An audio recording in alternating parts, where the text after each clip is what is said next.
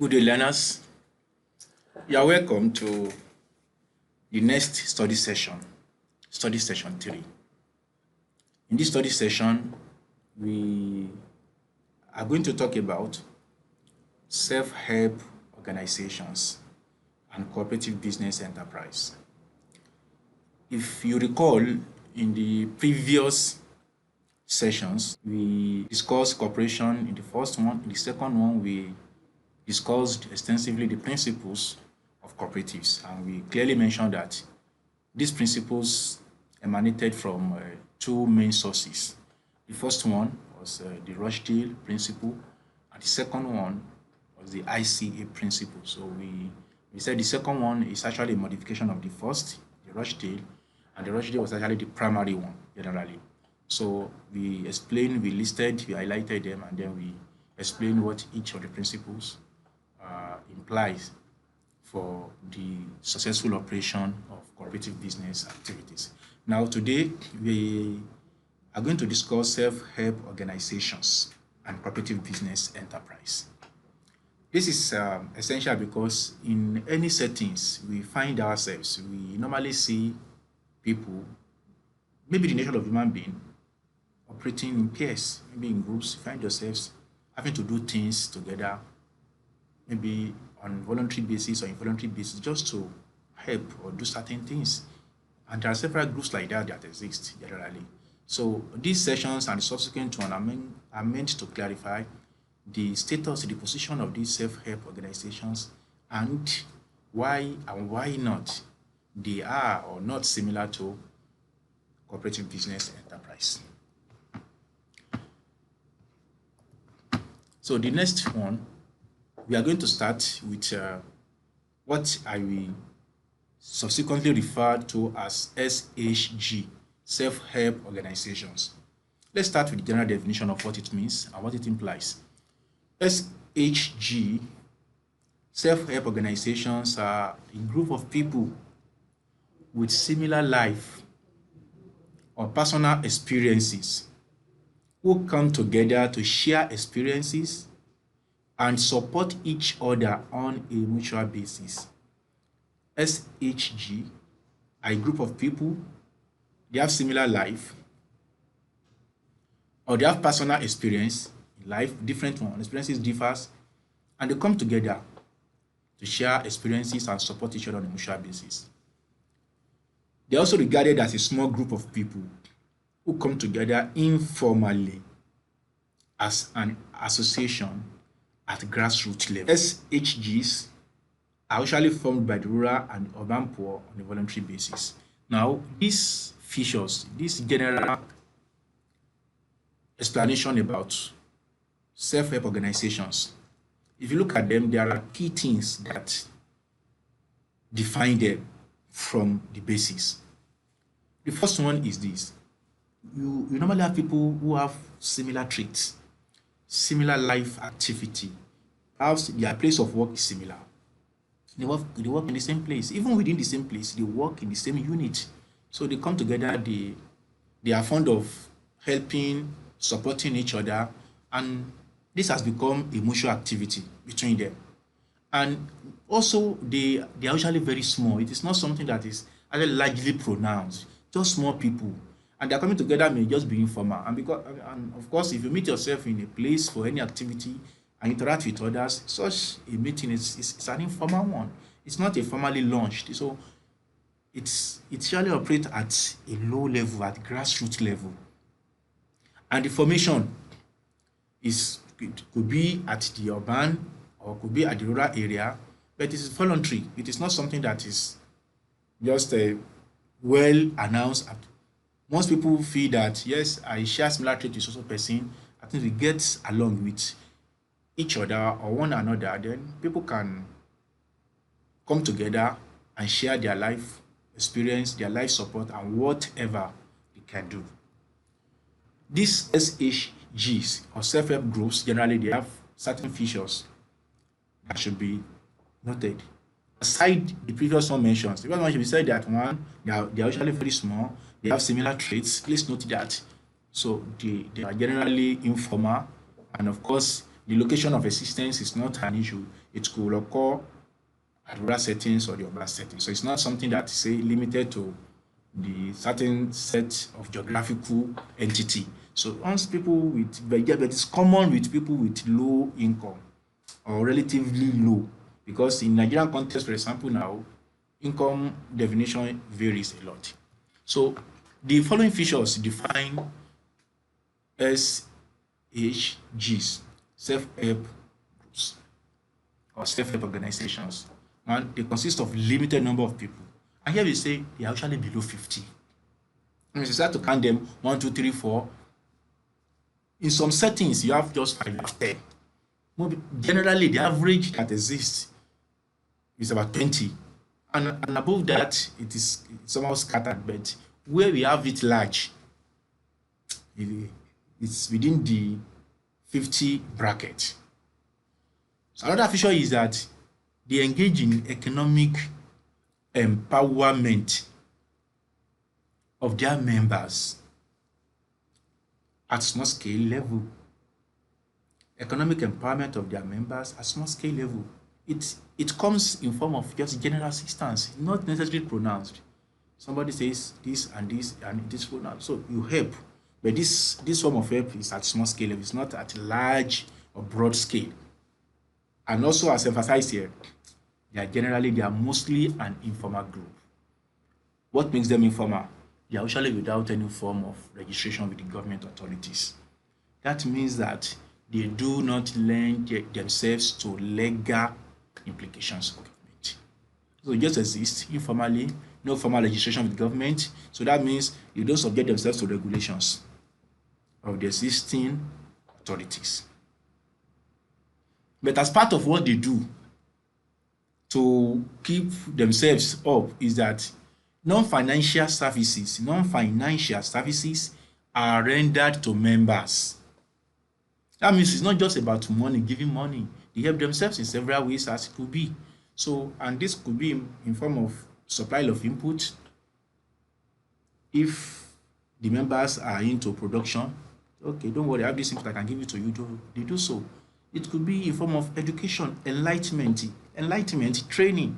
They can enlighten themselves, help themselves with information in order to build capacity and offer all forms of support that are not necessarily financial in nature. So these are some of the features of them. In addition, not in all SHG anyway, but some SHG or some groups that are defined as self-help organizations shall mobilize savings. And these savings are done on daily, they are done weekly, they are done on monthly basis, collected from their members. And of course, they recycle them. So when they recycle them, how they spend it, what they do with it is based on agreed upon basis, and usually to advance economic and social interests of their members. So because they usually come informally, SHGs are a group of people with similar life or personal experiences who come together to support each other on known basis. So having discussed them generally, we can quickly look at the importance and functions of self-help organizations. The first one here is mobilization of resources from members to advance personal development, to improve the living conditions of the poor, to inculcate savings culture and efficient utilization of resources among members, to help the members in times of needs, to provide entrepreneurial training for members, to function as effective channel for access to credit, and enhance the social status of members. Let us take it briefly, one after the other. The first one, mobilization of resources from members. Yes, funds are mobilized from themselves. That means within the group, among themselves. It is not outside. It's like self-financing activity. So funds are mobilized from the members and any other resources from members and members alone. And they do this to advance their personal development. Even when they need to get additional resources from non-members, larger percentage will have been obtained from those who come together to help one another. That's the first thing. And now, the emphasis of the activities of their function is centered on living conditions. People usually see themselves as maybe poor, always in need. So the most they do is that, okay, fine, let us improve our conditions. We need this, we need to get this, we need to get that. How do we help this? So the funds that are mobilized are usually used to fund livelihood, generally, not investment. Because what they get is actually very, except in exceptional cases where they put together and they do that on small scale level. But even if it's for investment, it's just to keep the life going. And those investments, if they exist, are usually small scale, not a large scale business. Now, the other thing they do is to encourage themselves to save. So they inculcate savings culture. Let's learn to save and endure. Because it is a general belief among the self-help groups that when you have much money with you and you don't find ways to keep it, then you can quickly withdraw, even from banks. You can use the ATM, you can transfer, you can use all sources of withdrawal to ensure that the money is no longer there. But when it is contributed to a group, you don't have an easy access to it, easy withdrawal until the agreed upon time. In general cases, there are exceptions to all those things. So, but they help themselves to save. That's one of the things. And when they save also, they also encourage themselves to ensure that whatever returns to any members after savings is efficiently utilized. They encourage themselves, okay, if there are people of similar business enterprise, maybe entrepreneurs or sole proprietors selling goods at small scale level, the usual encouragement is that when it is your turn to get money, get the money and plow the money back into your business. You get so much from that. So they do that.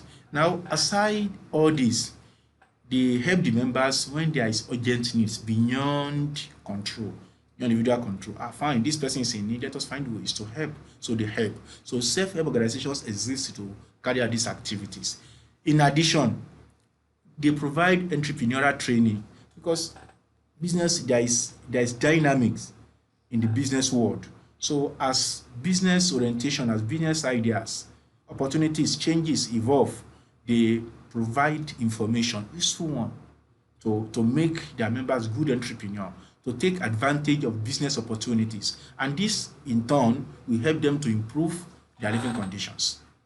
So in so many situations, they can allow the members to pull the money together, put the resources together, and ensure that these resources are used in investment of a known and well-researched opportunities. Another specific functions and importance they serve is that as they make the channel to earn credit, to access credit very easy, very effective. No collateral. The collateral that is involved is just, I know you, I can identify you, where you live, who you are. Their individual personality suffice.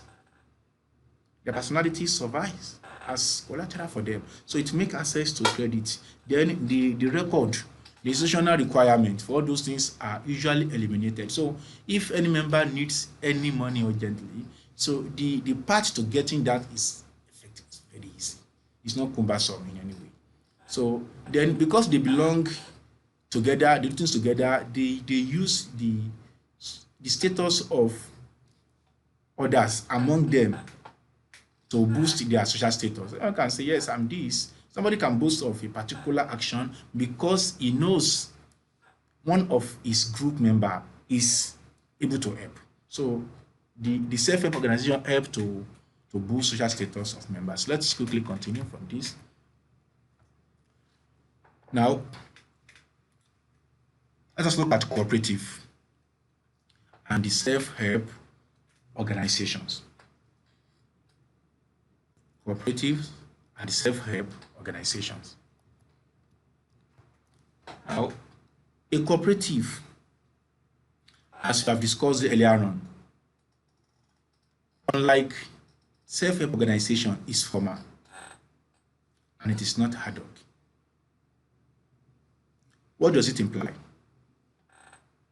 That a cooperative business enterprise is a formal setting, while SHG is informal. People do things in an informal way. And by formal here, we mean usually a cooperative organization subjects itself to regulatory activities. If it does not, it may be defined or limited, no matter what you do, to SHG only, to just self-help, no matter the scale of operation. But when they put themselves up for regulation through registration with government authorities and control, then they become formals. And of course, when they become formal, they make them distinct from the SHG. And also, you say it is not ad hoc. It's not something that is just for a while, just something temporary, just something short term. You do it. So a cooperative exists, even with the death of members. Even the death of a member, it will continue. So they have ways of ensuring that the benefit of the dead is brought back to the heir, or to those people who are entitled to inherit from the dead member. So it is not temporary, because the SHG is peculiar, because sometimes the death of a member could also mean the death of the group. Some other can say, what's the sense of continuum? So person has been, I'm no longer interested, and goes off. And also in SHG, where money is contributed, after a time, if they contribute and they reach the end of a cycle, they might spend time again before they encourage each other again to come back and start another cycle. This is not a cooperative. Cooperative is a long-term activity, so it is not like SHG. So here we say a cooperative is formal, while SHG is informal. A cooperative is long-term, while SHG is just ad hoc, it's temporary, it is short-term, it is just for a while. It's not something that continues like that. So, and even in a case where it continues, the structure of existence is not bounded by legal framework that makes it formal, that makes cooperative formal, enables it to exist over a long period of time. So, and unlike SHG also, cooperative society is a business entity, business orientation, money, help ourselves, because issue of livelihood entails any income. Issue of livelihood entails managing your costs effectively, efficiently. So in investment of property, there is risk, even if it is limited. There is a risk. That's why when they said there is limited return on capital, there is limited return on capital because sometimes there could be a loss in investment. It's only that they make calculated risk in whatever they do. This is unlike SHG. It's largely social. And when money is involved, just to keep the members above board in the turbulent period. So, and also the SHGs are normally characterized by opinion leader. So there is someone as the arrowhead. So whatever he says determines. And don't forget we said that cooperative activities is built on democratic value. Everybody, all the members generally, they have say. They express their opinion in decision-making activity of that cooperative. So this also distinguish it from other ones. Now we also say cooperative is a long-term affairs, and it may outlive the founding father. So those who started, like now we keep talking about the Rochdale Weavers, the Rochdale Pioneers, during the Industrial Revolution, 1844 to be precise, and then today, but their principles are still being discussed, are still being utilized, even though they are modified by ECA. But of course, the basis of modification still exists in several ways. Let's quickly look at the similarities between cooperative and self-help organizations. So even though we know they have certain differences, like what we had explained earlier on in the previous slide, that the difference of formality and non-formality, of ad hoc or not ad hoc, the business orientation and non-business orientation, the risk issue that is involved, the existence of opinion leader, and the issue of long-term affairs, and that may outlive the founding fathers in favor of cooperative, we also have a similarity or similarities existing between a cooperative business enterprise and self-help organizations. So the first similarity is this: there is similarity in identical interests and goals. There is similarity in identical interests and goals. The interest of cooperatives is to help their members. The interest of self-help organization is also to help their members or to put up certain goals. So, or in general terms, the two, they have goals. They have specified targets. This also occurs in cooperative. So there is similarity in whatever they do. So no one is existing without certain objective. So objective exists for both groups. And we say identical because it's all about life. It's all about welfare. The scale of interest could differ, but welfare is welfare. Interest of member should be better. Self-help, we should help ourselves to ensure that we are above others. We live above the poverty line. So then the other one, there is existence of roles in both organizations. Yes, why there is opinion leader in self-organizations and none in cooperative because it is democratic in nature, there are still rules. What members are expected to do at any point in time is defined in both organizations. This is a similarity. So, for example, now in cooperative business organizations, we have the leader also. We have executive members. We have several committee members who carry out certain tasks and report back to the entire members who take decisions. And of course, the activities they engage on will have arose from the decisions, the collective opinion of the members, or the common agreed upon opinion of members generally.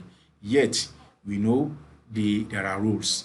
Also in self-help, they also assign roles to each other, to the members, to carry out, to facilitate activities. So, but usually these roles are usually pro bono. So nothing is given to members in turn. It is seen as part of contributions to help the activities, to help the members to achieve the set objectives. Now we say values are jointly shared by group members. So yes, earlier on we mentioned that cooperative organizations are built on certain value. The values, we mentioned the value of self-help, the value of self-responsibility. We don't forget to mention democratic value. We mentioned clearly that the values also covers equality. It covers the equity also. So the self-responsibility is there. The value, so there are values that are shared. These values, some of them are also shared by self-help organizations. They want to help themselves. So there is self-responsibility in self-help organizations. So they are built on assuring equality and equality among their members. So they see themselves as equal among others. So this eliminates discrimination, oppression, or any pathway to discord in the long run or in the short run in the case of self-help organization. So the two of them share values. On the basis of this, they are similar. So also there is communication in the groups. Yes, the fact that the self-help organizations exist on the platform of opinion leader after all their decisions. Yes, what does the leader have to say? What do you have to say as the leader? Whatever the leader agrees to say is the final. Yet, people will still voice their opinion. It's only that in the self-help, the opinion may be turned down by the leader, which may not be possible in a cooperative business organization. But talking about similarities, the fact that there is exchange of communications make them similar, make them have something that attract them together. So both groups also have clear means of communication between one individual and the other. Yes, usually there is a meeting. They usually use meeting. They meet on a specified time to address their opinions, to talk about what is peculiar to them and what they think they can do to ensure that things work for them. So these are similarities between cooperative and self-organizations. The first one we had mentioned is on differences. Please note, even though we had Society them as just cooperative and self-help organizations. Some of them are just clear distinction. So the importance and functions are noted, and of course, what makes them differ. So based on this, we can end this current session. So then we shall meet again for the next session. Thank you for listening.